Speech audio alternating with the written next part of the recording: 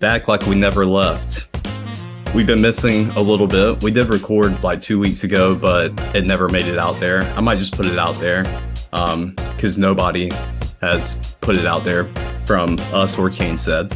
Anyways, so Titus, there's a lot going on, not just in football, but basketball's heating up. Baseball playoffs are here. So there's a lot to talk about. We're going to start off with the big news in basketball, the trade we've all been waiting to happen. And Damian Lillard is finally not a trailblazer, and he's in a city with a title, or it starts with an M, but it's not Miami. It's pretty much like the polar opposite. It's Milwaukee. So, so is a 3-team trade between the Suns, Portland, and the Bucks. Titus, I know you were not a fan of this trade. Well, you were a fan of it in some ways, but you didn't think strategically or basketball-wise it was smart by the Blazers. I'm kind of on the opposite end of you on that opinion, but go ahead, just give me your overall thoughts on the trade. So, the initial trade of the Ayton to the Trailblazers, Nurkic to the Suns, Grayson Allen, Nasir Little, and Termani, I don't know his name, I'm sorry. I think it's Terami, the young dude, second round pick. Something like that. Yeah. And what was it? One first round pick and 2 pick swaps. Here's my thing with that initial trade. One, I feel everyone knows DeAndre Ayton. I'm not a believer. It's fake. It's not a good player. Not what somebody want in my locker room. Pick swaps don't excite me. I don't think pick swaps have real value. I don't think we can name too many teams that benefit from actual pick swaps. I think the only one that probably pulled it off was the Celtics. The Pelicans thought they had something with the Lakers pick swaps. They were like, "Oh, look at us, we're in front of the Lakers," and the Lakers finished in the playoffs, and the Pelicans were missing the playoffs, so it didn't matter once again. So I don't think pick swaps are real picks, where as opposed to getting 3 unprotected first round picks, which is what Miami apparently was willing to put on the table, or did put on the table. I don't know. That felt like a spite deal, bro. It really felt like a spite deal. I was not super impressed. Now I do think flipping Holiday for Brogdon and Rob Williams and getting more picks, I think that makes it a little better. Those plays made it a little better, but I still on the court, I don't see a team here that's super interesting to me. I don't feel like they got better as a team. I think he made it weirder. I don't think, first off, Malcolm Brogdon, Levi, do you know this is his 3rd trade request? Oh, he actually requested it. I didn't know he requested it. Yeah, he wanted out. I read an article in Athletic about this. Yeah, he wanted out of Boston after everything because, he's initially supposed to go in that Memphis Grizzlies deal, but then his physical failed, so that's why I ended up being smart to the Grizzlies instead of him. And then when I think Mazzulla said that White would be the starter, he got upset about that. He thought it would be competition. He wasn't going to be starting, so then he got mad about that and wanted out. This wasn't a good relationship, so he wanted to leave. Him and Stevens had talk or whatever. So he wanted out. This is the 3rd time it's happened with Malcolm Brogdon, by the way. He asked out of Milwaukee not being a starter. He asked out of what was he before he went to Boston? Indiana. Yeah. Indiana. And now he asked out of Boston. It's 3 for 3. So I'm not committed. I mean, maybe they'll probably flip him again to I guess somewhere else, but it's not a player that I'm super interested. He's not a healthy guy all the time. He's solid, but you don't know what you're gonna get with him sometimes. Rob Williams is good. Rob Williams and DeAndre Ayton on the court sounds like the worst spacing I've ever seen in basketball. So good luck with that. Wish you the best there. I just think they're getting guys who aren't necessarily fitting with their 17 guards that they already have. I just don't think this fits as an offense. I think it's a lot of, we got draft picks in 2030. You never know what those could be. Those could even be a Damian Lillard. Probably won't be. Probably won't. I don't know how that's going to work. And Joe Cronin probably won't even have the job in 2030, but okay, I hear you, bro. I don't believe in these picks, but it sounds good on paper. It sells well. It sells really well. And DeAndre Ayton, I'm sorry, this is the long range. No, you're good. I've had too many days to think about. That's the problem. I've had too many days to think about this. With DeAndre Ayton, my legitimate question with him is: you weren't happy on a contender. How are you going to be happy on an actual rebuilding team? But when he's not going to be a priority, I don't think they want to win too much over there. So are you going to be happy there? I don't see that happen. Yeah, I don't, the dynamic of personalities with Aiton coming into the Trailblazers. Yeah, I don't think you're adding anything there into the locker room, and some may argue that it's even a liability or takes away from the locker room. I didn't hate it just in the sense that I do think if you can get Aiton out of that, I don't know, his personal problems, I guess you could say. I don't know how to label it, but the ceiling is much higher than Nurkic. And Nurkic, you pretty much knew what you're getting out of him. And you've been missing Nurkic due to injuries, especially last year. He was missing a Right. lot. So Aiton is more reliable. I mean, he's been on the court a lot more or has been healthy, I would say, compared to Nurkic. I just like the fact that they got bigger though, that because they're not That's right. big at all. And at least they got now they have depth. You can start Robert Williams at the five. And I mean, which it would be more likely Aiton starting at the five and Robert Williams coming off the bench, or even putting I mean, if you really just want to try to choke hold, maybe for some matchups, you can put Williams at the four for maybe a few teams. But yeah, you're right. The floor spacing is weird, but I don't think they want to lose, though. I mean, do they really want to be a winning team?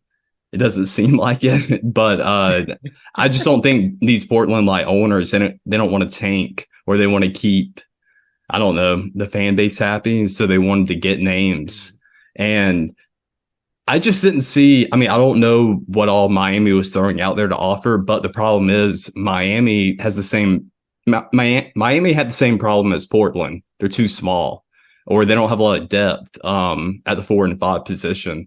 So I never really saw what the appeal was with doing a deal with Miami, because you weren't getting anything instant that was going to help you unless it was Bam Adebayo.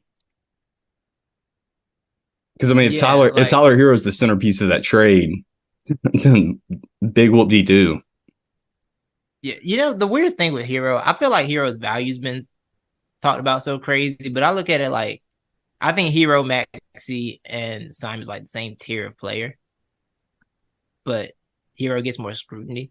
And I'm wondering how this is going to look when Maxi gets a contract, because just by the nature of the salary cap, Maxi's going to make more than Tyler Hero. So what are we doing with Tyrese Maxi at that point, right? It's very confusing to me how this works with these guys, who I think are all in a similar tier, all different, little different skill sets. But I don't know. That value is always interesting to me. But I do think just the way Hero was dragged about everything, it was kind of hard for them to trade for Hero, to be like, because it was hard. So even though I think you could flip Hero into something else, I think that was going to be possible.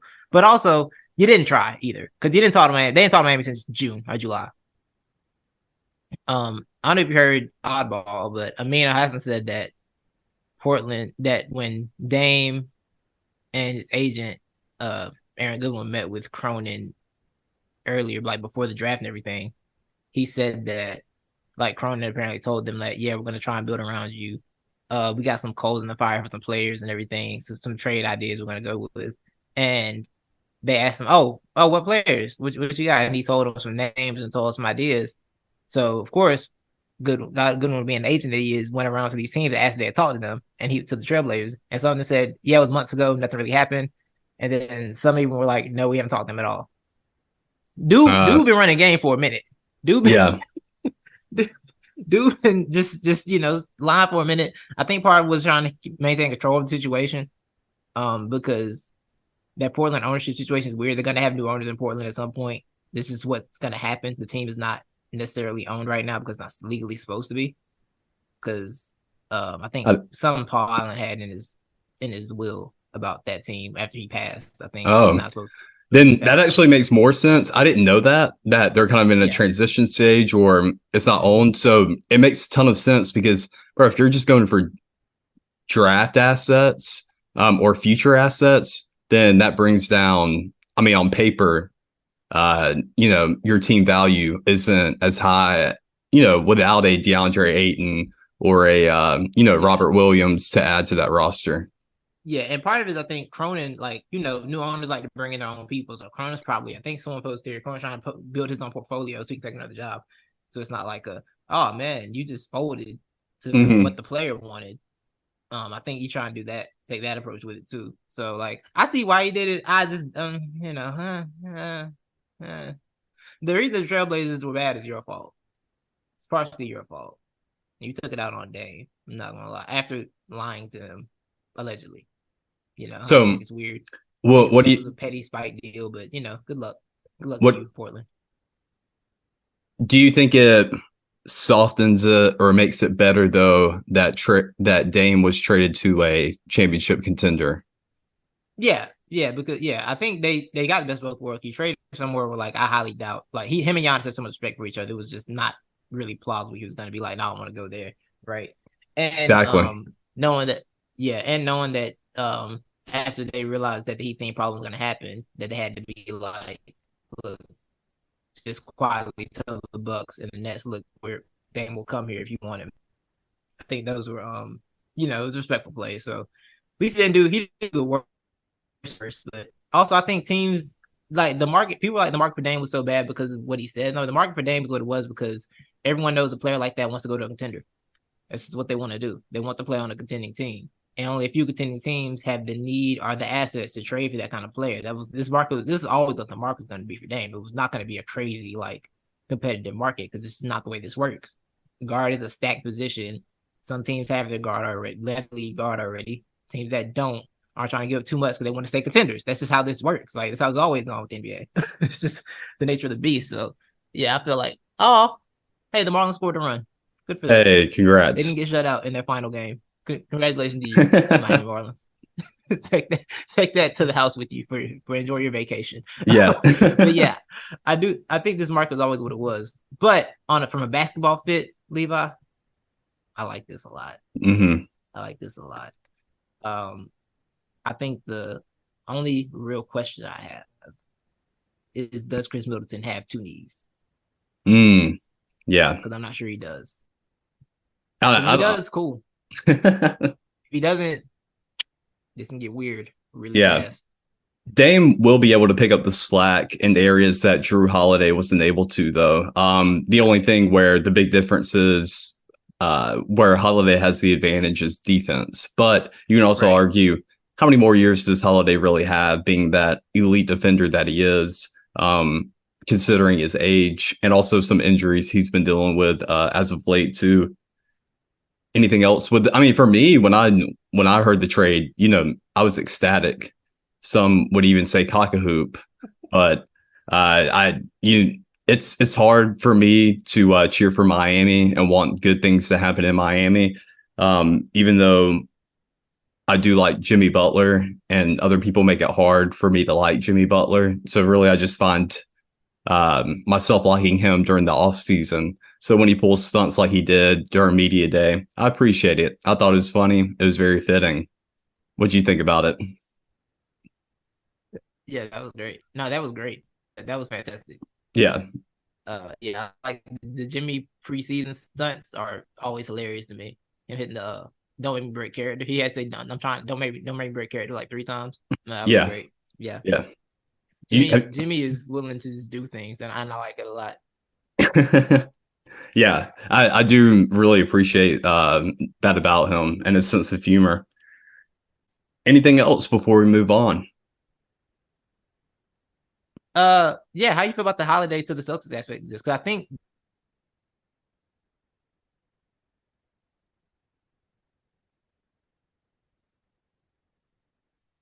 our connection went out there. I'm waiting for it to come back up. We good?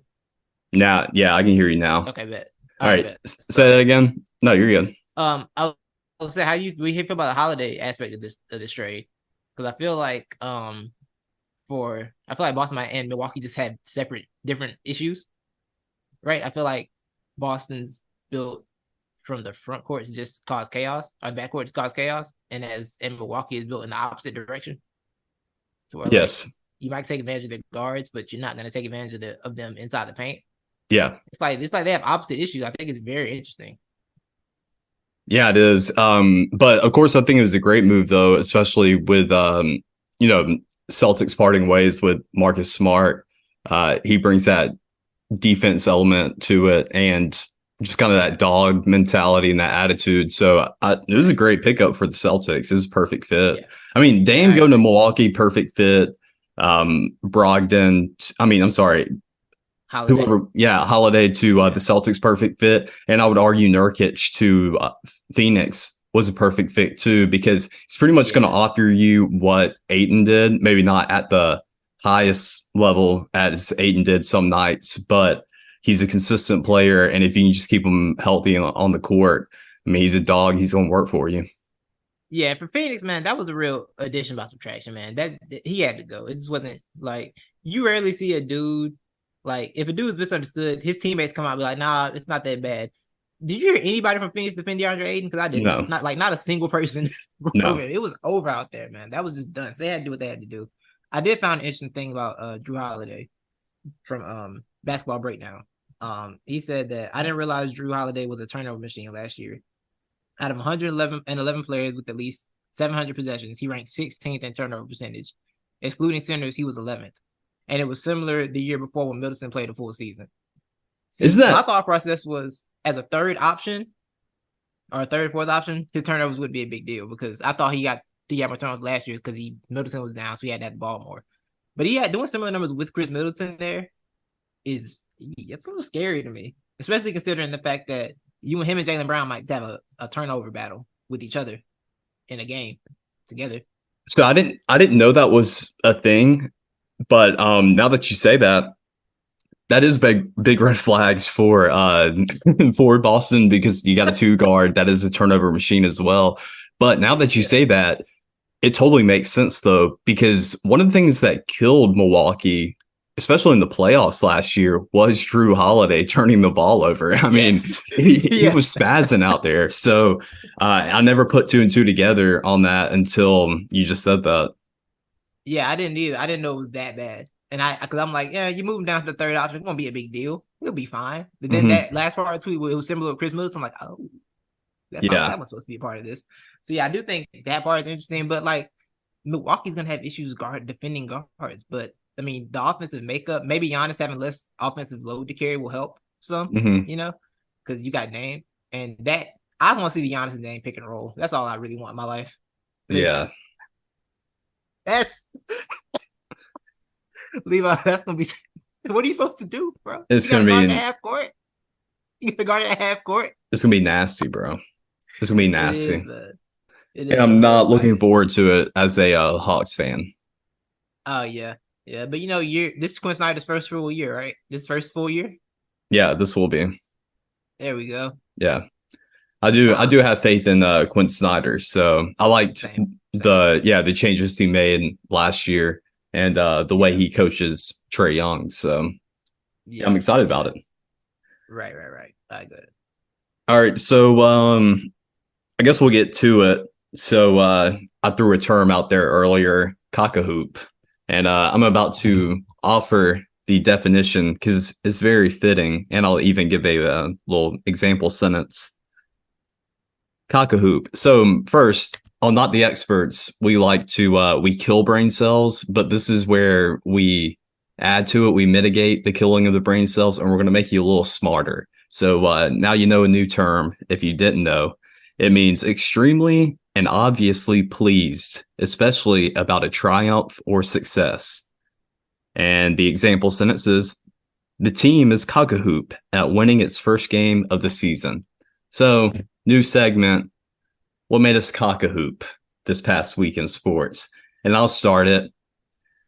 Titus, this past Saturday felt like the first Saturday of normal college football for me. Everything felt right in the world, as in, we had a crazy high scoring Pac-12 game where USC, ended up winning, but that defense is sussy, and to say the least. And then at 3:30, I tuned in to watch a very sloppy performance by both teams that I hate, the Georgia Bulldogs and the Auburn Tigers. And of course, it was another moral victory for the Auburn Tigers. So we can chalk that one up in the normalcy category. And it was a disappointing outing for the Georgia Bulldogs. And I heard a lot of Georgia fans saying they suck. So put that another chalk or tally in the normalcy category. And then Titus, at 9 p.m., I tuned in to watch Alabama play Mississippi State. And I saw Alabama open up a can of butt whooping. And Nick Saban also had a can in his pocket, and he pulled it out and opened up a can of butt chewing. And it just all felt right in the world. I was so happy and elated to see Nick Saban finally have the opportunity to coach hard, because we've yet to see. We've seen clapping Nick Saban. We've seen, encourager Nick Saban. You never want to see Nick Saban the encourager when you're an Alabama fan. You want to see Nick Saban the tyrant. And we're finally getting our dictator back. That's what made me cock a hoop. I'm not gonna lie. I don't know if it was intentional, but using Ayoa hoop and butt chewing and dictator in the same paragraph. I don't know if that was intentional, but I'm gonna assume it was, because you're a comedic genius. So I'm just assuming that it was. Thank you. Intentional. So well done. Thank you. But there was a little Saturday. There was a little blood rush too.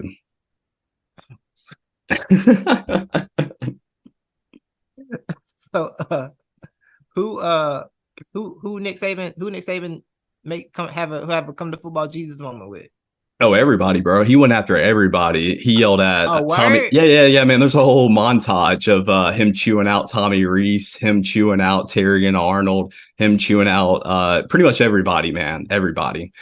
And it's a great sign, because so part of my thinking is that, of course, Nick Saban's the motivator when his team's down or struggling, but also I think Nick takes on more of that motivator role.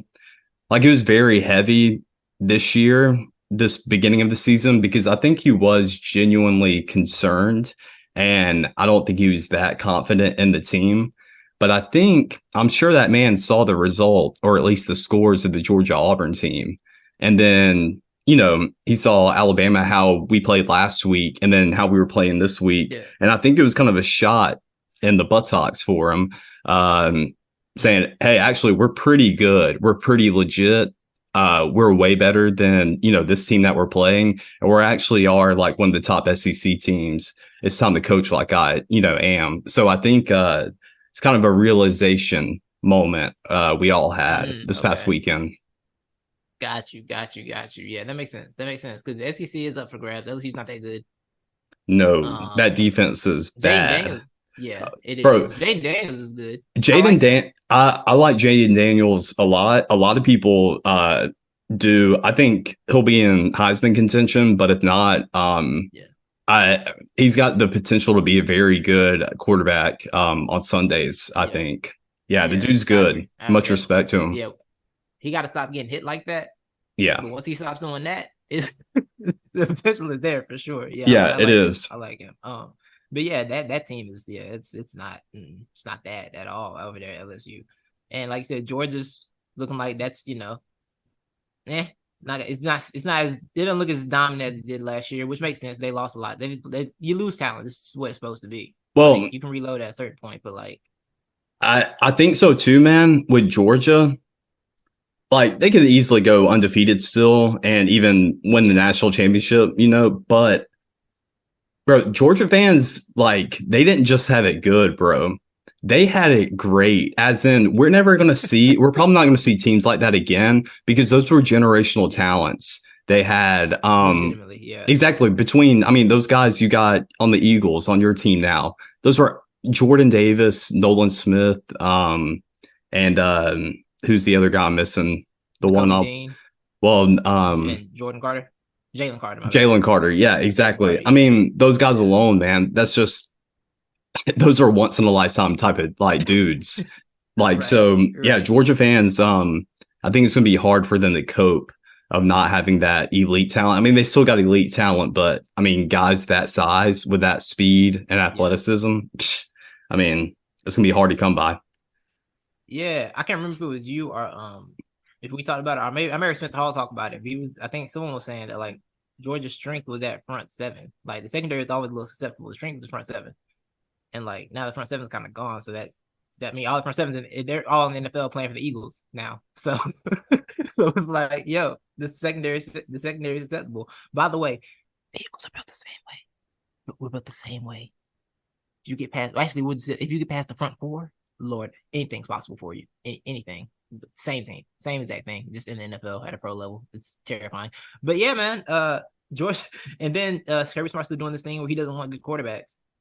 So Yeah. good luck. Yeah. Good luck. That's not helping either, Yeah. But I wish him the best. But yeah, I'm glad I'm glad Milrow had a good game. That he got his job back, and Nick got all the nonsense out of the way. Like now that we're done, Nick Saban. Now we're done with the nonsense at quarterback.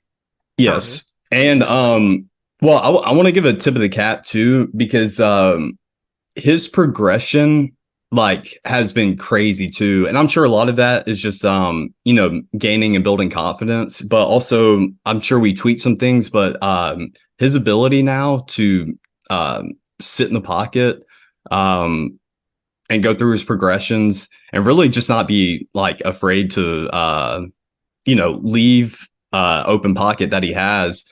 It's been great, man. Like because he's really sat in there, let his offensive line do the work as they've gotten a little bit better too. They've been moving around some personnel and things like that. So, dude, big shout out to him because and I'm not comparing him off the Texas game either. It's even go back to Mid Tennessee State and those other matchups. Just really, really impressive. Yeah, because his running, his running is next to he's so good at it. Well, yeah. Exactly. But the thing that I get afraid of is you're going to see those teams who can shut you down. We're going to run until at least one team that is going to be able to shut him down or is going to spy him successfully. Yeah. So that's where you're going to have to open it up with your arm. And I have full confidence now that he'll be able to do so. Right, for sure. Yeah. Nothing really made me ecstatic, happy this week. Yeah, that was a tough game y'all had there. Yeah, I went to sleep. I'm not gonna lie, Levi. I'm working Sundays now, so this whole stay up watch the Eagles depress me thing, I ain't got that in. I don't have that gene in me anymore. Like I'm going to sleep on you. I'm not. If I'm waiting to sleep, I need you to be winning. You struggling with the Commanders again after last year, which it's like that, right? Division. It's always a weird divisional opponent. That's just what happens in football, right? You have divisional teams that just stress you out. I understand that. I just don't want to watch it when I have to go to work that night. So I went to sleep and I woke up to a win, and it's cool. I was having a conversation with my guy Ryan. What up, Ryan? I was having a conversation with him about the Eagles and everything. We were talking about Sirianni was on the radio. Said, we're 4-0, so how bad is our start really? And I was having a conversation with Ryan. I'm like, I don't think being 4-0 is great. It's a good start, but the fact is, there is a ridiculous stretch of games coming up for the Eagles, and Levi, it is monstrous. It's like I'm glad to be 4-0 now. But there's just another level of football that needs to be played to be on that championship level we're on last year. It's just another level that we got to get to. And the Eagles don't get to it, the season can go left really quickly because I don't know if you're aware of the schedule. Let me read some of these games. Well, we got the Rams Sunday, which might not be a push. I don't think the Rams are a pushover at all. It's going to be a lot. The front's got to get there to Stafford. If they don't get to Stafford, what's his name? Nakua? Yeah, Pakua Nakua. Him. Yeah, it's going to be a problem. That's gonna be an issue. He might have 200 on us. But let's see. We got the Rams this Sunday, right? But the real stretch starts in this month, week 7. Dolphins, Commanders, Cowboys, Chiefs, Bills, 49ers, Cowboys. All in a row. Like you feel me? Yeah. Like, it needs to get better. It has to get better. I think Hurts is doing some things that I like. I think he's making good plays, but I do think he's also just not as physical as he was last year, and that might be he just doesn't want to take that damage they took last year because he probably felt worn down by the end of the season. He did lose his shoulder, shoulder just wasn't right towards the end of that year, and maybe wants to conserve it a little better, which is fine with me. But the offense doesn't look to be clicking yet. I think Ben Johnson's still growing into the role as coordinator, his first time coordinator. I think he's still growing. And I think not doing the preseason work, I think that's had a lingering effect on this team. But I'm worried. I don't trust the secondary. I trust Darius Slay. I don't trust anything else in that secondary right now. The pass rush has to get there. The pass rush doesn't get there. It's a long day. So what happened Sunday? Also, here's the other part about that game, Levi. The other part that I was realizing as I watched Sam Howell and the Commanders dice us up, I realized, you know who the coordinator is? Eric Bieniemy. That's what the coordinator is. Yeah. The man who, did what he did during the Super Bowl to my beautiful Eagles. So I was like, that's what this is. This is just you. This is a you thing. Understood. So yeah, it's not enjoyable.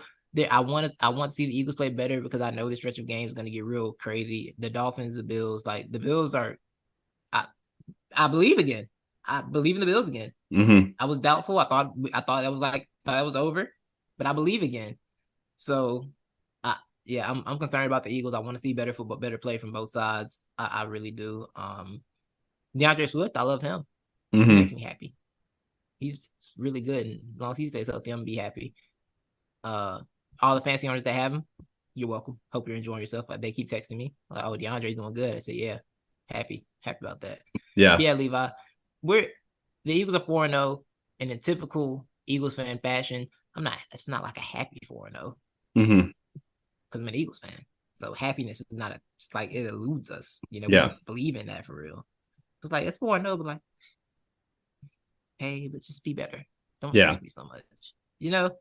That's all. That's my Eagles rant. I've had that on my chest for a minute. No, I think it's. I took a lot of time up with that. I'm sorry. No, you're good. I think it was well warranted. It's well warranted. The worry is warranted. Thank you. So, I mean, go ahead and tell me, man. You watched more of the game than I was able to on Sunday of my Falcons. Yes. Should I be worried? I'm not gonna lie, bro. This Desmond Ridder thing, I know it's early, but I don't see what he's good at. Same. Because like with Justin Fields, right? We know Justin Fields can make some plays. Exactly. We know he can make plays. Like I legitimately don't know what Desmond Ridder does well on the NFL field. So his biggest thing coming out of college, I think the thing that people hung their hat on with him was accuracy. And I don't see it. I don't. Yeah, I think. Yeah, go ahead. Watching the game in Andy's room from Toy Story couldn't help him. It still didn't look good. And I was watching the animated version. I'm like, this is. I don't think this is. I don't know how this looks live, but I don't think it looks good. Yeah. And then I already got yelled at by Matt Collins, and the nerve of having Matt Collins yell at you. I wish Matt Collins would yell at me. Yeah. I got a lot to say to him. Yeah. A lot to get off my chest. But that was like Matt Collins yelled at him. That's disturbing. They didn't show that on the Toy Story broadcast. It was too violent for the Toy Story broadcast. I wish they did. I wish they did. That happened. Yeah, no, they didn't show that at all. But man, I watched it and I'm just like, first off, Toy Story broadcast. I need one of those every bad game deserves that. It's useless. Just put that Toy Story broadcast on and I'm gonna enjoy myself. It was a great time. But nah, man, I don't see it with Desmond, bro. I think I'll ask you, Levi. Looking at Desmond Ridder play now, right? Does it make them putting out that letter saying they're not giving up 2 firsts to get Lamar Jackson look crazier? Because they did do that. Well, yeah, I mean, in retrospect, it does. Yeah, it does. It does. Yeah. But in my head, I wasn't even like, now, of course, I regret it, but I understood the thinking behind it. But man, I had more trust in y'all's like evaluation of talent and where we were with Ridder and his capabilities. So y'all are saying, "Oh man, we're good. We trust in Ridder." And I'm thinking, I never thought Ridder was going to be spectacular. There's nothing that has ever, he's never had a jaw dropper for me, whether college or NFL so far. And so I'm thinking, hey, he doesn't have to just be the game manager that he was in college. And just distribute the ball and facilitate that offense to the big weapons we have behind him and beside him at wide receiver and tight end. Which probably Arthur Smith wants anyway, considering how he had Ryan Tannehill playing. Right? Exactly. It's like you got AJ Brown over here, you got Kyle Pitts at tight end, just Bijan, you got good running game with Algier, and then of course Bijan coming in like just be decent. I need you to be decent, right? Like exactly. And He hasn't been. Let's see stats right now. He's at 62% completion rating. He's one of the lowest, I believe, in yards per attempt. The dude has he only has 744 yards, and he's got 3 touchdowns, 3 interceptions. So this is where, and a lot of Atlanta Falcons fans are on the boat.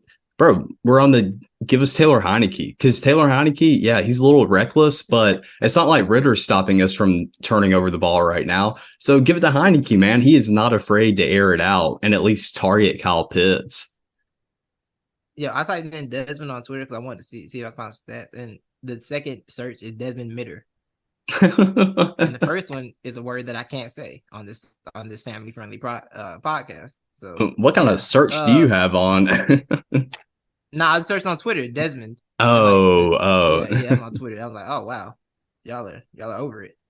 I really do. But yeah, I kind of feel the same way, man. I don't see it, bro. I think, and I think what I understood was that, with the Falcons not trading for Lamar, right? My thought process was they're rebuilding, so they probably don't want to spend that much capital when they think they need more. But then I watched Desmond Ridder play football, and I watched Lamar carry a box of scraps to wins, and I'm like, maybe just solving the quarterback situation would have fixed a lot. Honestly, maybe just having that fixes a whole lot for you in these situations. But hey, we live and we learn. And have their pick this year, so if they're bad enough, And there is a wealth of quarterbacks that will be in that draft. So there's definitely going to be a guy there that we can take. Even in the second and third rounds, there's going to be guys there that have the potential to be big time. You can trade up and get Marvin Harrison Jr. and then get a quarterback in the second round. Yeah, that's exactly what we'll do too. It's like, we need another receiver. We need another receiver. Falcons history would indicate that is the play. That's Falcons history would indicate that's the move. I did pull up a article here from Sports Talk ATL, and they made a pretty good point here. And this is the best way. I think they hit the nail on the head here. Pretty much saying the worst part of Ritter's game, they're saying it's not his accuracy, it's not his anticipation or understanding the offense. It's the fact that he's really shown no development over his 8 games starting. And I think they hit the nail on the head there, because it's like, look for the short pass, look for the little out route or the little in route, and if it's not there, then I don't know. Then I don't know what he's thinking there. Then he's looking for the swing pass. Yeah. He's not looking downfield. He's looking for the swing pass or the intermediate routes, it seems like. Yeah. It's it's concerning. Like I said, I just don't see what the plan. I don't see a future there, honestly. I don't see any signs of potential. Like, even Daniel Jones showed a couple signs of, like, this might be an okay quarterback one day. Yeah, exactly. But I guess this is perfect. You want us just to transition to our game? Let's do it. All right. It's the game you've all been waiting for, been clamoring for, been wondering, when is it coming back? We're in. Time for this. Yeah, we do. I'll look. I'll see if I can scrounge something up. But it's time for good. And this is where we'll take a handful of quarterbacks, and we're going to grade them whether if they are good or bad. So let's just start with Desmond Ridder. Bad.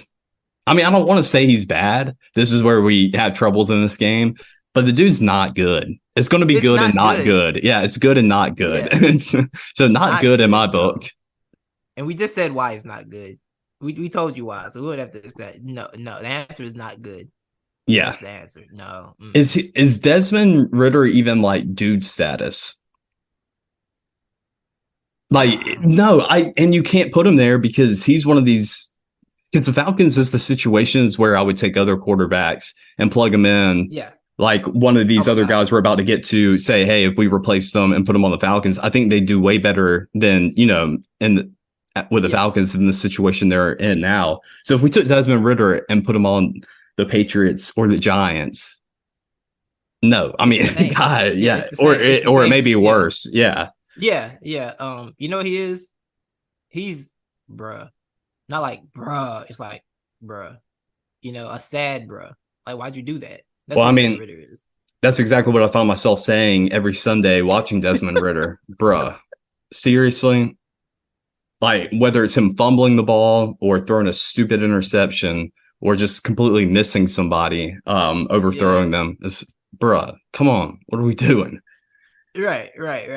All right, so Desmond Ridder, not good. The man who tasted grass more than anybody probably did this whole season in one game. Daniel Jones, who they just played, who the Giants just played. The Seattle Seahawks. I don't even think we can say play. They didn't play them, but they were matched up against the Seahawks and got drugged. So yeah, Daniel Jones, good or not good? Yeah. Not good. Not good and a liar.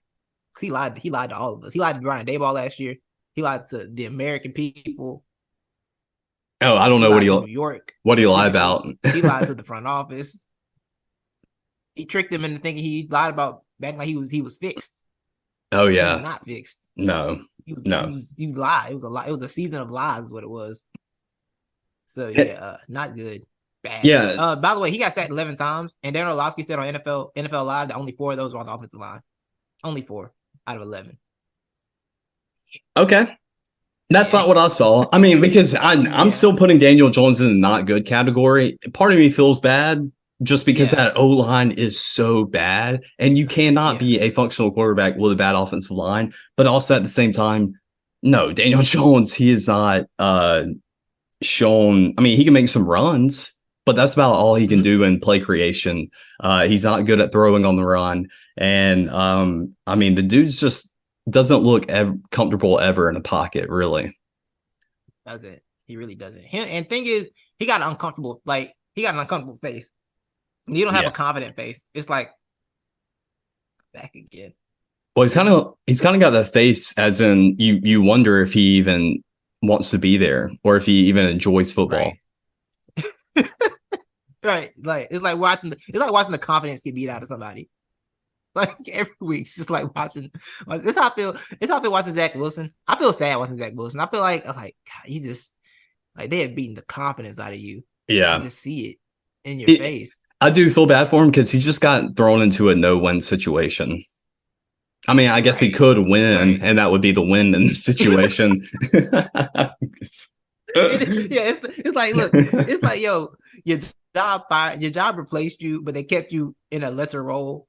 Yeah. And then the person left, so they gave your role back after telling you how much more they love the other person. It's like, y'all don't believe I'm good at this.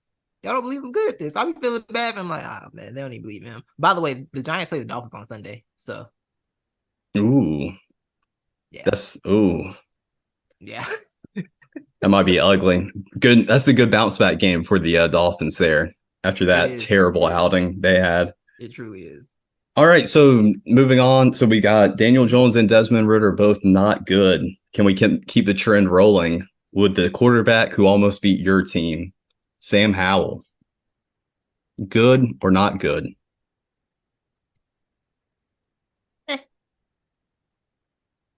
Like, I don't believe still, but I wouldn't say it's not good yet. I'm putting him in the meh category. You might be all right. I'm totally down with. Can he be the third answer? Yes, I is the line down the middle. Yeah. So he's towing the I, and I will second that because he's actually exceeded my expectations. I thought he'd be way worse. The stats aren't that great. Well, I mean, he's got more INTs than touchdowns. He's real. You watch it. It's like, okay, I see the vision. It's like I see the vision with him. Like I see your plan. Yes. And you see the potential there too, because the dude, I mean, he's got good size and he's pretty athletic too, and he's got a strong arm, but it's just stitching all that together. I I don't think it will be an elaborate or great tapestry. I think it's kind of still basic though. But Yeah. he's a good complementary quarterback if you surround him Right. with talent. Right. Yeah. You put him in Atlanta, probably a little better. Yeah, I would say he's an upgrade to Mitch Trubisky. And it's crazy, Yes. same college, Yes. but I mean, they look alike, sort of just like how they're built. And Mitch Trubisky, I mean, he was Right. athletic too. He could run if you needed him to. So very similar, Yeah. but I would say he's better than Trubisky, which isn't I would much, agree with but that. I mean, Yeah. Yeah. It's better though. It's better though for sure. Yeah. yeah. Yeah. All right. So the one at the quarterback, it pains me the most to have to discuss him. Mac Jones, good Ah, or not good? Levi Mack has confused me a little bit because I've been like, I don't think he's this bad. Mm-hmm. I even said I think he's a good game manager, but then sometimes I just watch his brain just malfunction, Mm-hmm. and that's what I feel like I saw that happen a few times Sunday, Mm-hmm. and I'm just like, okay, no, it's not good. He's in the not good category right now because some of his decisions just don't make sense. Yeah. It's like, where'd that ball go? Why'd that ball go there, Matt? Yep. And so I got him in the not good category. I will say though, I don't think it's fully his fault. This Mm-hmm. is just not, that's not a good offense, man. That offense just has nothing. So it's not fully his fault, but what I'm seeing from him is not good. I need a flash here and there. I don't see it. And And he's he's in another a one. He's so limited in mobility that it doesn't mm-hmm. help. I And just feel it like, that O line's not good either. yeah, it's a real bad combination, a really bad combination. Yeah, he's Matt. Like it's So Mac Jones, I'll put him in the not good category now too. And it pains me to do it, and I've been trying yeah, not to do it. And so, but Mac Jones is one of those guys though, where I think if you took him from the Patriots and put him in Atlanta, he'd be doing way better than. No, I won't say way better, but I think Atlanta would be in a better situation it'd be better. now Yeah, than Ritter. yeah, Yeah, because at right, least I mean he was shown in college. That's the difference between him and Ritter is I mean Jones is good at distributing the ball and hitting his targets. You got to give him time and you got to give him good receivers too. But that's something that Atlanta does have. We have a pretty decent right. offensive line and we have really good skill players. So Yeah, yeah, I think that's just a situation he would thrive in. But um, is he going to take your team to the next level or anything like that? No. yeah. Mac Jones is in the not good category. He has potential to be a permanent like yeah, dude. He got like potential for sure. Yeah. You know, and I can take you places when the team is right, but it just takes a lot, and it takes a village to make an quarterback win something, and I just don't think they have that. That offense just has they're out here relying on Devontae Parker, bro. It's not real. mhm. And Mike Gesicki, who I think is decent, but it's just that's not the tight end. It's not a Mark Andrews. You know, Mhm. it's not gonna go win you games with Mike Gesicki. You know, Yeah. I don't like the guy on offense. But yeah, Mac. Mm-mm. So we got three not Same. goods and one eye. Yeah, and then one more. Yeah. One more. Yeah. Oh yes. I didn't name him before this because I just thought about him, but Kenny Pickett. Not good. Not good. Same. Yeah. Nah, it's not good. You know, and I understand the Matt Canada blame, but man, when I see Kenny Pickett play, I'm like, nah, I don't like this. I don't like what I'm witnessing right now. I don't like it.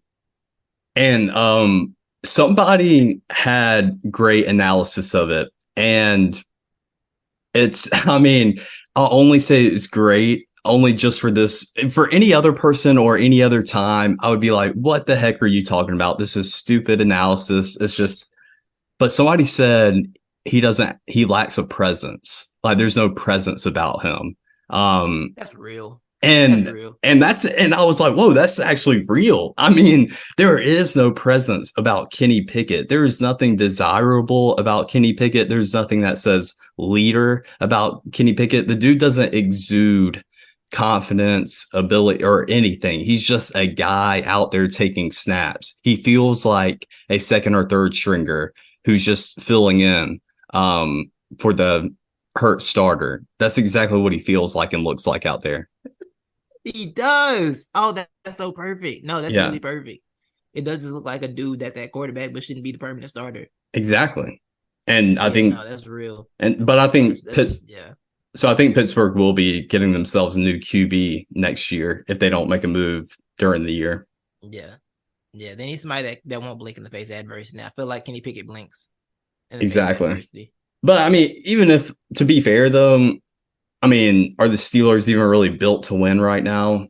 I mean, they can pull off magic and they got a solid defense, but no, I mean, even if you were to replace them with a really good QB, I mean, you're not improving that team by a lot. Yeah, no, you're not. You're not. That's the thing. You're not. You're really not. But yeah, I don't see it with him either. I Is don't see this it with him either. how long has Matt Canada been in Pittsburgh? Two. I think it's year two.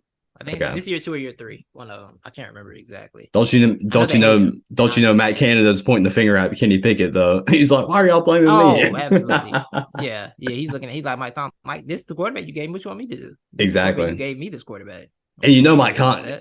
Mike Tomlin's like, damn it, he's kind of got a point. You suck, but you got a point. You got Yeah, yeah. So he was the quarterback coach in 2020. He's been coordinated since 2021. So okay. Matt Where Canada. where do So you come from that's before that? college, I think. He had He a was little at. stint at Oh yeah, LSU. he was at Maryland. Yeah, he was at LSU, and then he was Maryland offense coordinator and quarterbacks coach, and the interim head coach in 2018. And you know what's great is those offenses all got better, like got a whole lot better Yeah, after he left. yeah, yeah. I thought as much. Yeah, Yeah. this is yeah, it's bad up there, man. All Uh, right. so I guess we can get into this real quick. What are your 4 weeks in the season? Who you think are the best teams? Who you think are the worst teams? Who you think are the sleeper teams right now? We just do one or two teams in each conference, I guess. I don't think you do Yeah. the team. Um. So for best team, Mm-hmm. I don't know. I'm gonna let you go first on this one because this is the one I don't even have written down yet, or I didn't think much on. Um. So do you care to go first Okay, on yeah. your best team? I think the best team in the NFC, I believe, is 100% San Francisco 49ers. I That's think who I was it's leaning them. towards. Yeah, I think it's them. Now the Cowboys are first in point differential, which I believe in point differential. Um, they're plus 83, which is first in the NFC, but like they're also Cardinals. Hmm. And one of the ones that blow out over the Giants. And we've seen what the Giants are, right? Like that just things like that. 40-0 like really puts the point differential heavily in your favor, you know. Hmm. That's why it's hard to lean on early. But I think 49 just top to bottom, man. It's just a bit that's a team, man. That's a, they got everything. Defense, off they have it all, you know, all categories.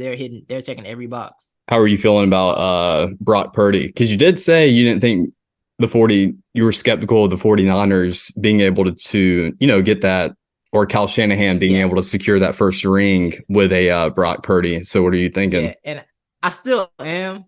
I think when it comes to playoff football, I think you might need somebody that can do a little more than that. Hmm. But they'll get there and have a chance because the NFC just might not have it again this year. Hmm. Like it's really the NFC is really looking like a 3-team race between the Eagles, 49ers, and the Cowboys. It's really like a 3-team race right now. And honestly, I think the Lions can sneak one of these teams in the playoffs. Hmm. Like the Lions can knock Same. out one of these. If one of these teams end up in the wild card, like if we end up in the wild card because we lose the division and play the Lions, I am terrified. I want nothing to do with them, right? Like I think they can sneak somebody in the playoffs. Any of these top 3 teams, they can make it. They can make this get real crazy real fast. Hmm. In the AFC, AFC is a little tricky. The AFC is It stacked. is. It is. It's really stacked. I I don't want to say the Bills yet because I want to see it throughout the season. The Chiefs, I think we're seeing the effects of not having number one receiver finally affect. I think it's finally hitting them. They got through it last year, won the Super Bowl, incredible, but I think that's finally affecting them. Now, if it comes down to the playoffs, you got to go through Arrowhead. God bless you, but Hmm. but I think right now, Levi, I might go with the Ravens because they shouldn't be winning football games. The Mm. Ravens should not be winning football games. They just should be winning. Their injury report looks like a CVS receipt. Hmm. It doesn't make sense. Like Lamar is out there just carrying every week. Like I thought they were gonna be bad last week, and he won that game. I was like, oh Lamar is they're that Hmm. right now. So I think it might be the Ravens because if they manage to get more, at least 4 of those dudes healthy, I think they're a problem for everybody because they just kind of got it right now. They're in a groove right now, so I think I'm leaning Ravens right now. But if someone said Bills, someone said Chiefs, someone said Dolphins, I wouldn't trip on that. I think the Dolphins' defense is just so bad. I don't know how long they can deal with that. I don't know. I mean, I know they got Jalen Ramsey. They'll get him back at some point, but by December, I don't know if that's enough time for him to get right for this year. So I'm not ready to say the Dolphins. I don't trust them on that front. But I think looking at this, I might believe in the Ravens. I really might. All right. So Ravens right and now, 4 weeks. Yes. Ravens and 49ers. All right. Yes. Well, I'm going to agree with you with the NFC. I do believe it is the 49ers. I want to say Eagles, but like you said, the problems are there, the struggles are there, and the ways that you can exploit their problems are pretty significant. So that's why I'm going to have to hold off from making them. And then to that, I'm still can't fully believe in the Dallas offense. So that's why it takes me away from me picking them. So I'll second you on the 49ers. And then for the AFC, I like you saying the Ravens. I did just look at their schedule, though. I mean, the 3 wins, they're not the most impressive teams. So I want to see a little bit more from them, but you're right. I mean, it's a laundry list of injuries. So if they were all healthy, good Lord, that could be scary. But I'm going to give it right now to, if you would have asked me last week, I would have said hands down the Dolphins. But after that trouncing that the Bills gave the Dolphins, I'm going to go Buffalo. Yeah, I'm not mad at it. Like, that's a Josh Allen thing, man. Like, sometimes you look at him like, I don't want to believe in you because you might just be stupid this week. But then when it's clicking, when it's really clicking, it's like, oh. Yeah, dude. And when him and Stephon can find that groove early too, it's like you can't stop them.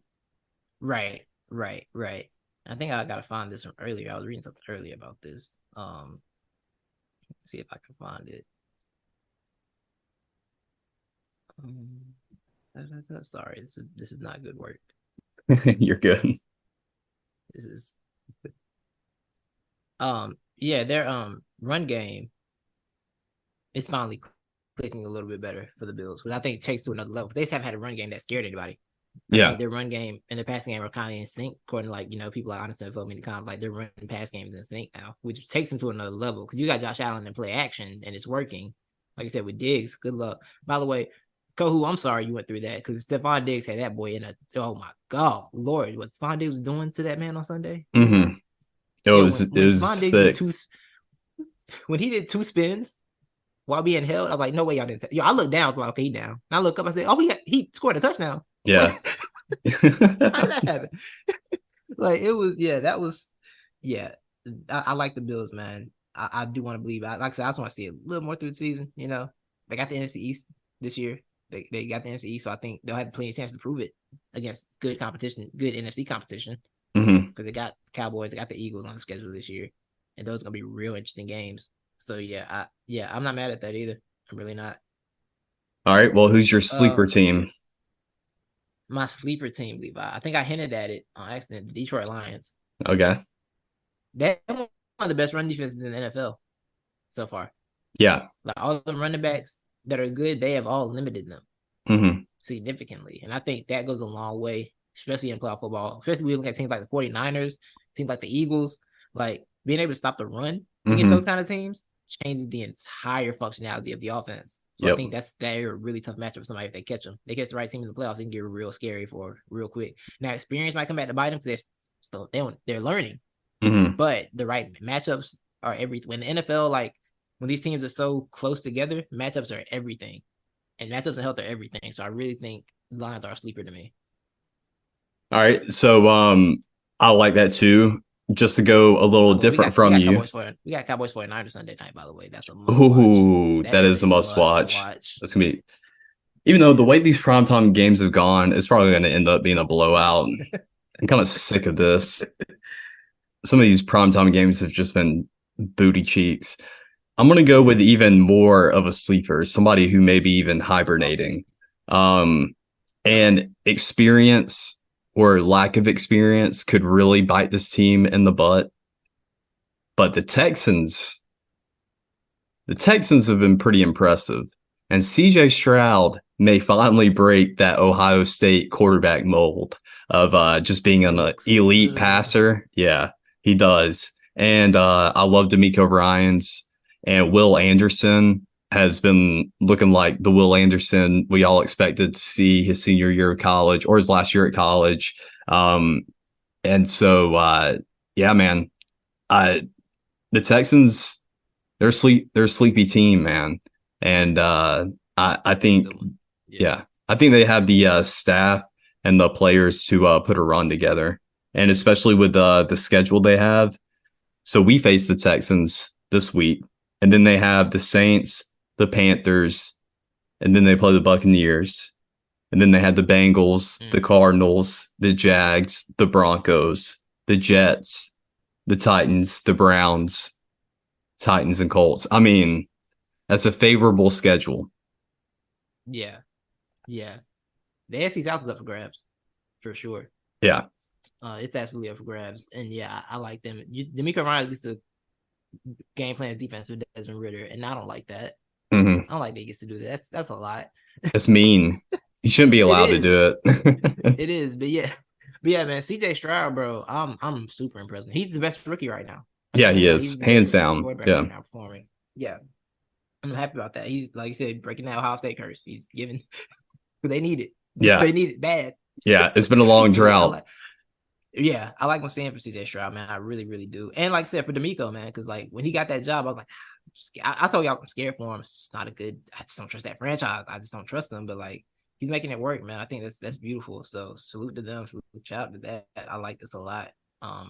Yeah, I like that pick. I like that pick a lot, Levi, because they can. I mean, anybody can win the AFC South. You can win the AFC South. Mm-hmm. Yeah. Oh, yeah. No, that's facts. And well, you know what's crazy too is that I mean, you bringing that up, you being nervous for D'Amico going into that situation, but I actually listened to a interview with him today. He was on PMT, and this was actually the situation he wanted. He actually had offers in the past, but he didn't want to skip any. He really didn't want to skip any steps. So he talked about how important it was, or what made him better. Instead of jumping in and coaching as a positions coach, he actually started out as a quality coach or a quality control coach. Yeah. And he talked about how beneficial that was for him to really just see how coaches operate in general, and it really opened his eyes more. And then he was able to jump into the position coach and then go into DC. And he loves the Texans organization. That's what he said. I mean, he played for him. So, he really loves the place that he's at, and he loves the players that he has. So, you don't want to hear that. You don't want to hear that if you're other coaches. Right. That takes a lot of humility too, because a lot of these players don't want to go through the dues process, right? They don't want to go through all that. And I get it. I get it to an extent, right? Like, I played at a high level. I'm gonna go through all this again to get to coaching. I feel like I know so much, right? But it's necessary, because it's things about coaching you just don't know as a player. You're just not gonna get it until you're in that seat. And I think learning it from the ground level is everything, man. I think that's really helpful to a lot of guys. I think Trent Dilfer could have used that. Shout out to him though. No, facts. Yeah, I really think that's dope. So I really respect. We all got respect for D'Amico Ryan. And I don't think anybody D'Amico Ryan. It's hard to not like him. Yeah, I don't trust you if you don't like D'Amico Ryan. No, that's a fact. And so yeah, it's really cool. That really just made me buy in even more. I didn't know I could like D'Amico Ryans or love him even more than I do. But I listened to that interview, and I love him even more. And really that approach that he has the dude loves football. And so for you to want to take, just like you said, that's very rare of players, to not want to jump into a position coach role and start out as a lower role. But there are a lot of things you don't realize that coaches do behind doors or when you're not in the building. And so shout out to the Texans and D'Amico Ryans and CJ Stroud and Will Anderson. And my boy Nico Collins, I'm sorry for putting you on the bench, my man. You're back into the starting role. fantasy's so tricky. I was talking about it with my CEO because as soon as you miss somebody for 2 weeks and then you're like, okay, I'm finally gonna believe, that's when they decide to go back to not being good. It's Exactly. like, Exactly. But so this another new segment we're gonna do is we're gonna try to figure out the title for it. But for right now, it's gonna be I don't know. I'm thinking, hottest and coldest, or spitting or tripping. You know, if you were spitting facts or if you were tripping. I think I kind of like that, where you spitting or tripping. Yeah. So we're gonna start off with where we were spitting. So this is pretty much what we got right the last time we recorded, or maybe, this can take weeks or months to develop. But right. So Titus, I mean, you were spitting, man. You had two things you hit. You predicted nail on the head. You pretty much predicted exactly how Colorado would do the Buffaloes, how they would do against Oregon and USC. They got their butts handed to them by Oregon. They were shut out. Or didn't they get some points on the board, or were they shut out? They got some. Yeah, they got 6 on the board, right? Yeah. So, and then you said, hey, they're going to lose to USC, but they'll have more offensive success. And yeah, you got it right. I mean, it took a big comeback effort, but you got it right. Yeah, that USC, I was sitting there like, oh man, this prediction is gonna go poorly. And then I'm like watching, like, oh wait a minute, hey, I woke up like, hey, they came back. Yeah, they did it. I was proud of them. But yeah.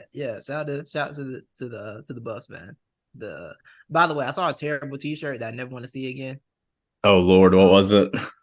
It was something about HBCU, but with the Colorado University for the CU. Oh like, Lord, we're not doing this. Like, I don't know who that was, but I want your T-shirt collection burned. Yeah, whoever created that, I want your warehouse T-shirts. I want it to collapse because I don't like that you did that, and don't ever do it again. Yeah, we're not just make it. What kind of reverse fake gentrification is that? You gonna make Colorado? That's not gonna work. I second that. In the stands. You look in the stands. Do you see HBCU energy in the stands? I don't. I don't see nothing about HBCU in the stands. We're not doing this. That was crazy. That was insane. Like, no, don't ever do that again. Disturb me. But yeah. No, it is kind of odd how people have really made Colorado the symbol, and it's like, yo, dude, check the stands, check the check the population of Boulder. No, it's not that at all. Exactly.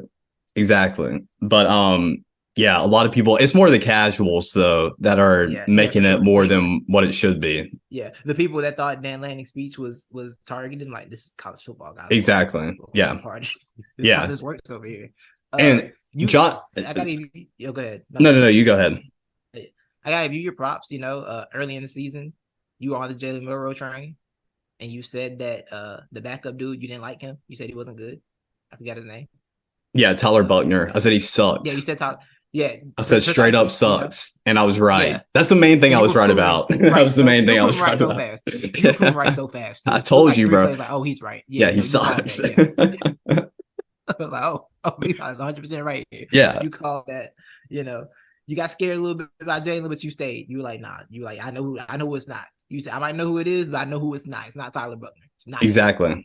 Good call. Exactly. I always said I had faith. I know I deflected from one word y'all wanted me to use. I said, how about faith? Can I use faith? I've got faith. Yeah, that's right. Oh yeah, y'all said, do you trust Jalen Milroe? I said, I had faith in Jalen Milroe. Which I feel like faith is stronger than trust. Yeah, faith is hoping things not seen. You hadn't seen Jalen Milroe do things in the pocket, and you exactly. Oh, I love that, man. Great spin move by you. That was great. I love that. I got you, bro. We brothers. I got you. I got your back, bro. The other thing, see, I didn't have that written down for my spitting. I was actually going with something more solid, like Pete Golding sucks. That's been solidified. You were on that. Yeah, you said, yo, we're not gonna have you scoring on him. You called that. Exactly. And our defense, man, our defense looks so good. We are so good. That's why I have so much faith in Alabama being able to go to the playoff and do well in there. But also, and I really just want to give, this isn't me more saying giving props to me. I just want to use this to give props to this guy. Bro, Derrick Henry, man. still doing it. A lot of people still, I don't know why, when it comes to preseason or off-season time, we like to question what Derrick Henry's going to do the next year. Like, yeah, but he's getting older. It's like, yeah, but this guy isn't like other guys. I don't know. I feel like we're not putting Derrick Henry on a big enough pedestal, like as an NFL nation in whole. It's ridiculous. Yeah. I'm not gonna lie, Levi. A week ago, when he wasn't that good, I said, "Oh, it's over. It's finally happening." But then he came back this week. I said, "Oh, never mind. My bad. My fault. My fault, Derrick. My fault. My bad, bro." No, he's carrying that. He's alone is carrying the running backs to glory, and it makes me happy because he's one of my favorite running backs. I just love watching Derrick Henry play football. Like you literally see secondaries just be like, I don't want to do this today. I just don't. You know. And he's kept Ryan Tannehill employed for longer than he should be. Yeah. Yes. To that. Facts. He just kept him. Yeah. He had 122 yards. That's what he had. What 35 last week? What was it? Or in week 3? Because it wasn't good. It really looked bad in week 3. But he also had a passing touchdown. Oh, he did. He had a jump pass. He had the Derrick Henry jump pass, which I believe is his 3rd or 4th passing touchdown of his career. Yeah, I feel like it is. Yeah, Derrick's the last of a breed that they're not going to allow anymore. They're not going to allow Derrick Henry to exist anymore. It's by nature of how they play the running back position nowadays, man.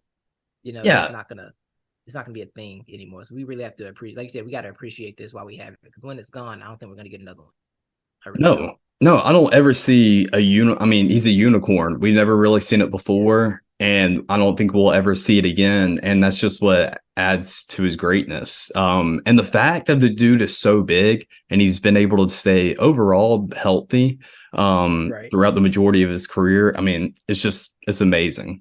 And the dude gets better the more attempts you give him. I mean, it's weird. Like he'll start off a game slow, and then suddenly he broke one for 20, and that's when you're ranking for 35, and it's 15, and now your defense is crying. He's like, I don't want to do this. Yeah. He had 11 carries for 20 yards in week 3 against the Browns. Yeah. Then went 122 in week 4. Yeah. No, I love shout out Derrick Henry, bro, for real.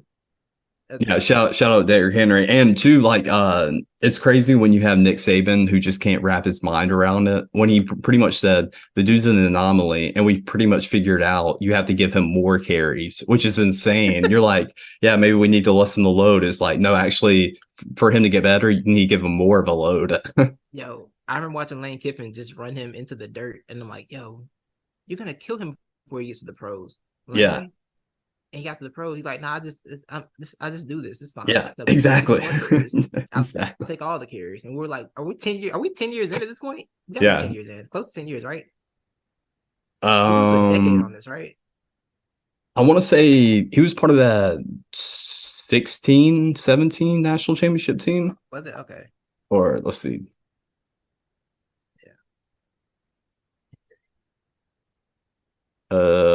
He was 2016. 2016. Yeah. 2016. Yeah. So so not quite 10 years, but close enough. It feels like in running back years, he's at least 70.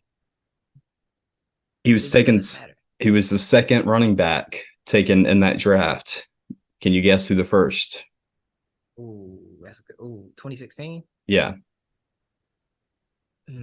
I said it like the year back. You know, people be saying the year back like they know what they. Like, yeah, I know exactly. I do the same thing. I tried it. I was like, ooh, if I say 2016, something's gonna come to me. Nothing came to me. Who was it? I'll give you a hint. Well, he ended up beating Alabama. This was the running back that beat Alabama in the national championship. Oh, Zeke. Yeah, Zeke. Yeah. Oh, okay. That makes sense. That wasn't even a bad selection either. No, it's not. But when you look at longevity, though, yes. Yeah, he fell off much faster, but yeah. I think Derrick Henry still has at least another solid 3 years in him. He really might. I can't even argue against that. There's no proof. There's no reason for me to argue against it. That's the thing. What if he ends up having like a Frank Gore type long career? I mean, there's no point in him having one, but right. Yeah, Frank Gore. That was another one. So like, why are you still here, bro? Yeah, my man's was just collecting checks. Yeah, for 2 yards a carry. It's like, yeah, I'm gonna get these 2 yards. Exactly. You're gonna let me. He played till his son almost got to college. It's like, yo, your son is about to be in college, bro. Sit down. Go home. Yeah. It's crazy. Yeah, it is. Man, Derrick Henry. I didn't realize he fell to the second round. That's what's crazy. I don't know why I thought he was like a late first round pick. Oh yeah, that is crazy. Hmm. Yeah. Shout out Derrick Henry. All right, so where we were tripping, I don't have anything written down for you, even though I guess we can both be put in this category. I won't bring you down with me though. Um, but boy, was I tripping when I said the Tampa Bay Buccaneers would be the worst team in the NFC South. The bake wagon, man. It's the bake wagon. The It's bake wagon the is here. yeah. The bake wagon is here. I might have been tripping because I definitely told my friend the other day. I'll reveal this. Not the other day, but like 2 weeks ago, right? When I was hyping up the bake wagon, Uh, and my man was like, "Yeah, the Bucks gonna win the division." I said, "No, I got the Falcons." I revealed that I said that. ah, We were 12-win Falcons, yeah. and Hey, I we can believe still get 12 wins. it still can happen. It still can It can happen. still It can still happen. happen for sure. But yeah, I was like, I was on the 12-win Falcon man. I said, "Nah, the Falcons win that division, bro. They got it. Falcons win the division." And I feel like I'm wrong, so I'll limit to that public thing. I think I was wrong for that. I don't think it's gonna happen. Yeah, well, whenever we'll revisit this when the Falcons get to the, statistical point where they can't win 12 so they can't win 12 Facts, games. facts. And I'll just say I That's was fact. tripping. Fair enough. I like you. Hold it. Faith. Also, I'm tripping too because I think I said I had faith in Desmond Ritter, or I believe Desmond Ritter is going to be what we need him to be. So you can put me in the tripping category on that, but put the coaching staff on there too if you're going to put me in that That's a fact. category. That's a fact. Hey, is Deion Jones still a Falcon? No, I don't think Okay. so. I don't. I mean,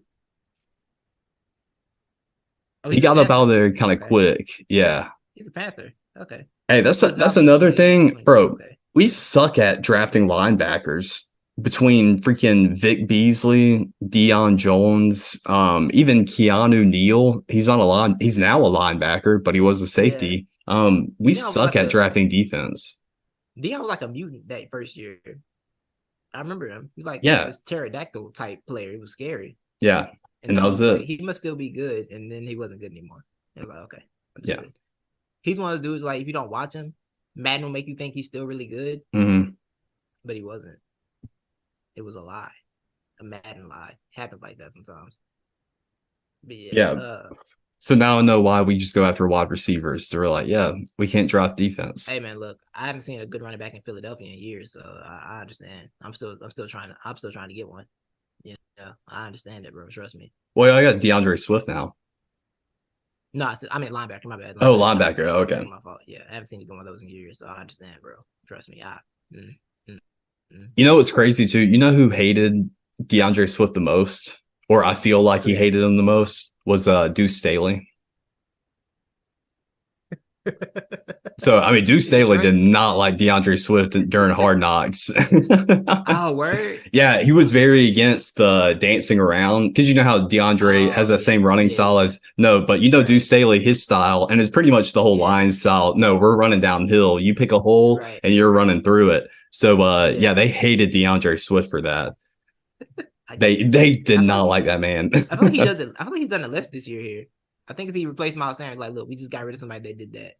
I can have you doing that. Really, because I kind of had the opposite thought that he does Yeah, it. who about Miles Sanders? No, no, no. Oh, Well, about DeAndre maybe it's Swift doing working. it. Maybe it's working, so I don't care. It's the fact that it's working, I think. Yeah.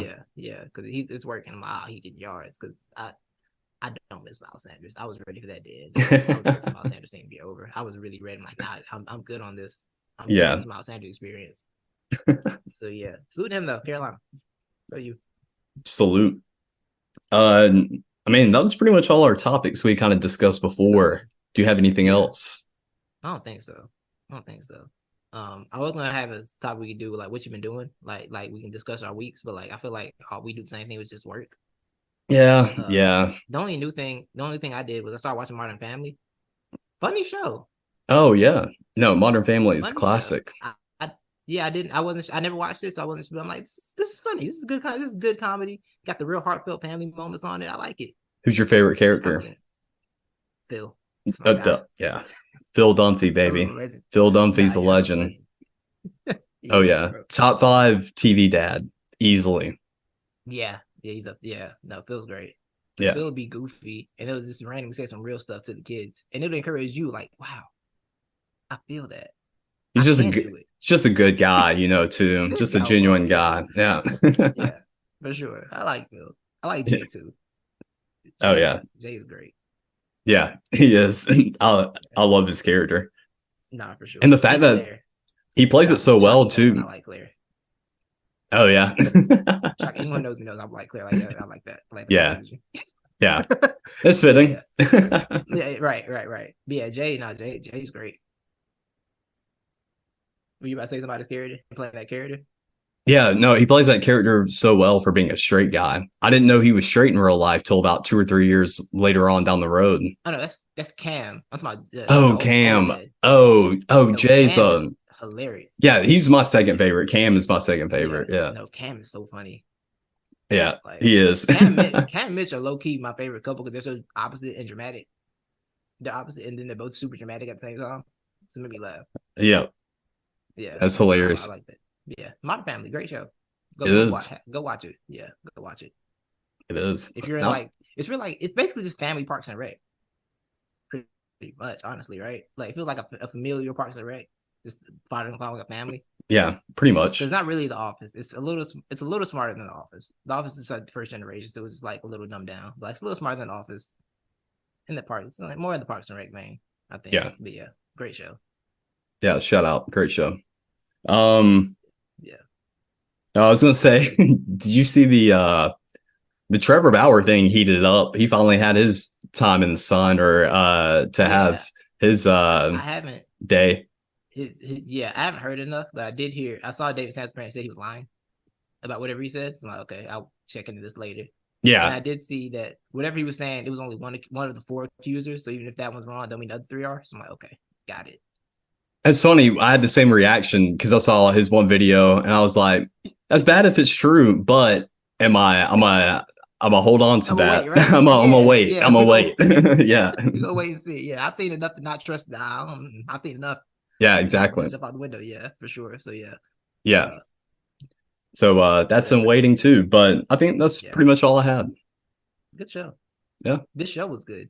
That's what it was. Yeah, it was. We had a lot of things we could talk about, and we actually We did. had a plan, sort of. Right. Structure. We didn't just riff today. We had actual structure. Exactly. Yeah, riffing is cool, but structure is better because I don't think we said 20 times today. We just kind of got to it. Yes, yes. And me, good Lord, I'm the worst of them of all. But there's a little application now. I got to pay for it because I pretty much used all the free time. But there's a application that's called Descript where I could go back and plug this in and it will automatically just take out all the filler words. Really? Yeah. I had to use that for so I did a band interview a few weeks ago. And man, I wish this was my second time doing a band interview. And good Lord, I needed it the first time I did it. But thankfully I was able to use it the second time I used the band interview because I was very nervous. I'm talking to people who are more famous than me. And I know this is only my second time doing it. So the confidence is not there. So it's a lot of filler words.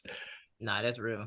That's right. I watched a video on it came to my YouTube algorithm for some reason. It's probably gonna pop back up now because I'm talking about it. But it was like about filler words not using them. It was like just and then like they had a sentence somebody using filler words and they had a sentence they replaced filler words with just silence and it sounded so much smarter. I'm like, oh wow, that's genius. But then like when you're doing a show, it's like I can't be silent because we got dead air. It's so confusing. Exactly. It's so strange, but yeah, I thought it was dope. And that's where it's been really frustrating for me because I got really good at it because I had to take a communications course in high school. And I mean, the teacher, that was number one thing was we did a lot of speeches or a lot of debates and no filler words, replace it with silence. And I was taught that again or had to practice it again in college a lot. But ever since getting out of college and really doing main talking in a podcast where you don't want silence, it's kind of has the opposite effect. It's really thrown me off. So, but I hate it. Yeah. You're right. For real though. Yeah, man. Thank y'all for listening as always. You know what I'm saying? Appreciate y'all. Follow us, Not the Expert, NTE Podcast, Instagram. You know what I'm saying? Everywhere. And Kane said, go check out our boy. Twitter, so don't follow Twitter. Oh yeah. Facts, Don't. Kane said for sure. Yeah. Yeah. Can't say it, man. Salute to him. We'll be back in the studio probably next week.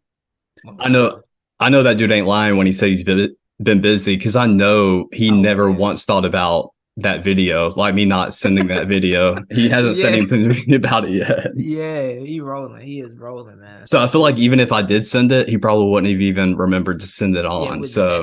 Yeah. We're just out there. It's cool though. Salute to Kane, man. Appreciate you, bro. Easy. Yeah. We'll see you soon when you're ready. Yes, sir.